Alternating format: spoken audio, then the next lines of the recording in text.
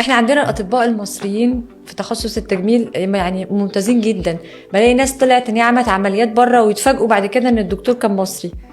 احنا هنا مش عارفين نسوق لنفسنا. يعني مصر من زمان عندها كواليتي دكاتره او كفاءات من اعلى في جميع التخصصات على فكره. اعلى كواليتي دكاتره في المنطقه هم الدكاتره المصريين. ده يعني بشهاده الاوروبيين نفسهم. اما بيجوا لنا خبراء من اوروبا او يعني المفروض يدونا كورسات او كده، لا الدكاتره المصريين الناس اللي مهارتهم عاليه جدا على مستوى العالم محترفين. وهم بيسافروا بره لا بيبقى يعني سمعتهم كويس. بس احنا بقى عشان نسوق لنفسنا زي دول تانية، يعني مثلا ما لبنان كانت بتسوق لنفسها حلوة قوي ان هي بيتعمل فيها عمليات تجميل كتير، وكان المصريين يروحوا يعملوا فيها عمليات تجميل. وتركيا دلوقتي نجحت ان هي تسوق لنفسها في عمليات التجميل. تركيا مشهورة بزراعة الشعر مثلا، وابتدت تسوق لعمليات تانية، عمليات الانف وتنسيق القوام.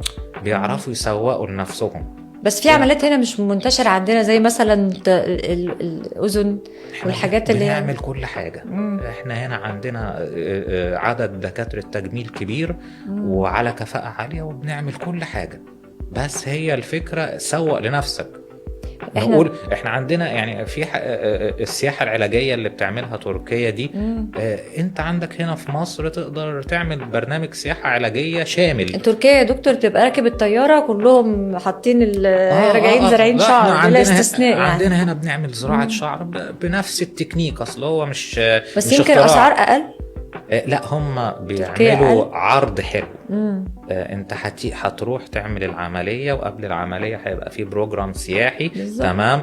تبقى سعيد وانت هتبقى باكج كده. انت هتروح تتفسح وتعمل عمليه بسعر معين. تمام. وهتزور مش عارف ايه وتزور مش عارف ايه والكلام ده. جزيره الاميرات.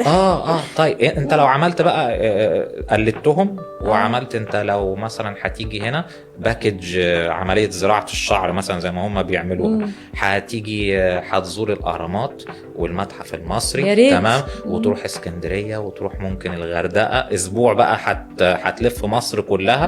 ده انت يعني هتلاقي ناس جايه لك من كل حدب وصوب. طبعا. بس تسوق ليها صح. بس يمكن عشان تركيا برضو فيها عمليات احنا ما بنعملهاش في مصر، اللي هي ايه بقى؟ اللي هي تغيير الجنس، اللي هو متحول من جنس لجنس. هناك منتشرة جدا. يعني انت تبقى ماشي في الشارع مش عارف ده راجل ولا ست. ما كوارث. في حاجات في حاجات احنا هنا ثقافيا ودينيا واجتماعيا ترفض تعملها. البلد كلها كسياسة عامة بنرفض نعمل الكلام ده. واحنا كدكاترة بنبقى رافضين نعملها. تمام. وفي بيكون على فكرة ناس هنا في مصر نفس الوضع ده.